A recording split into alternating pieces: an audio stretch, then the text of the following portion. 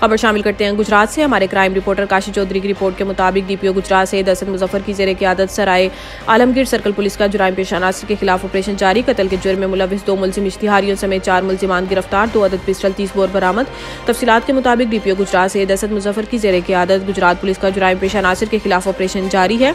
SHO थाना बोलानी SI फादुर Rahman ने अपनी पुलिस टीम के हमरा कार्रवाई करते हुए कत्ल की वारदात में मुलविस 2 मुलजिम इश्तिहारियों को गिरफ्तार कर लिया।